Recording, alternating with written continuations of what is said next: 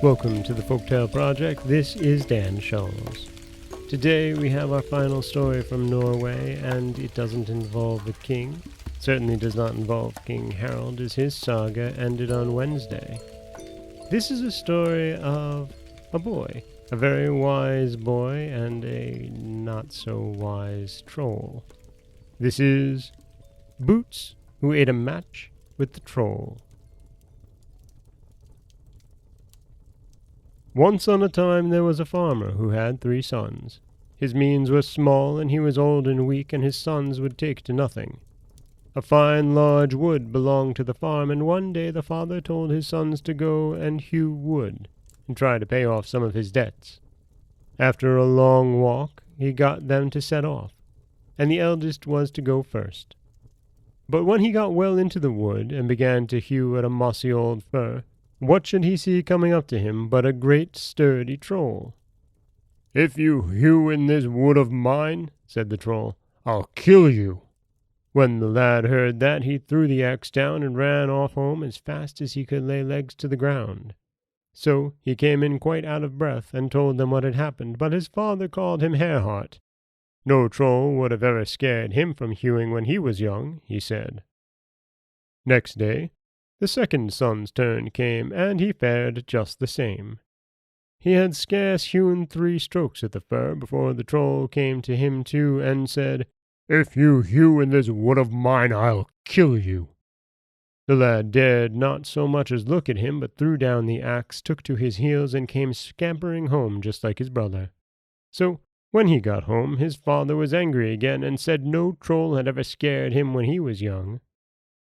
The third day, Boots wanted to set off. "You indeed," said the 2 elder brothers. "You'll do it bravely, no doubt, you who have scarce ever set your foot out of the door." Boots said nothing to this, but only begged them to give him a store of food. His mother had no cheese, so she set the pot on the fire to make him a little, and he put it into a scrip and set off. So, when he had hewn a bit, the troll came to him too and said, "If you hew in this wood of mine, I'll kill you." But the lad was not slow.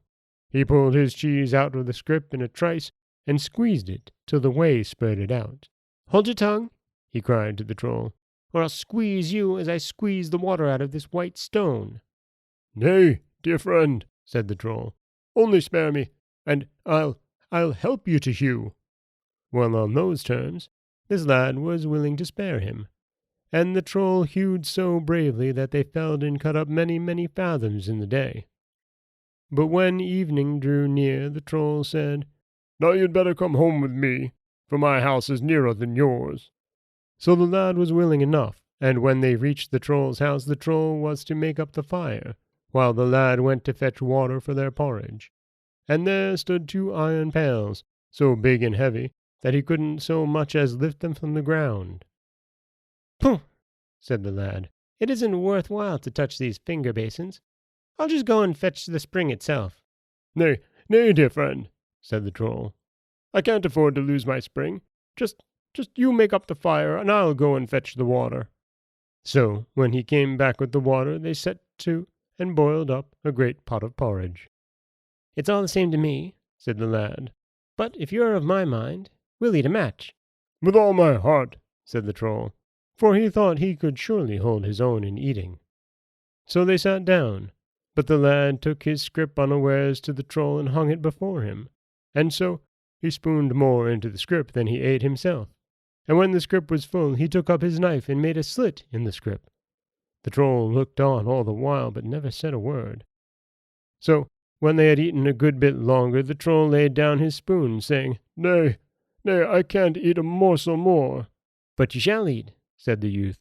"I'm only half done. Why don't you do as I did and cut a hole in your paunch? You'll be able to eat then as much as you please." "But doesn't it hurt one cruelly?" asked the troll. "Oh," said the youth, "nothing to speak of." So the troll did as the lad said, and then you must know very well that he lost his life. But the lad took all the silver and gold that he found in the hillside and went home with it, and you may fancy it went a great way to pay off the debt. And that is Boots, who ate a match with the troll. And, you feel bad for the troll if he wasn't threatening to kill everybody who went to cut some wood in his, well, not even his woods. But at the end, he does pay for it, and he is outsmarted by young Boots. This is Dan Scholes for the Folktale Project. Don't forget that you can subscribe to the podcast on Apple Podcasts, Stitcher, Google Play, Overcast, anywhere you like to get your podcasts. You can follow us on Twitter at Folktale Project. You can find us on Auto Radio, TuneIn Radio, iHeartRadio, Spotify, anywhere you like to listen. And you can always head over to folktaleproject.com, where you'll find a new story waiting for you every Monday, Wednesday, and Friday. Next week, we'll be back with 3 new stories, and we're finishing another book. Next week, we're going to wrap up Rutabaga Stories.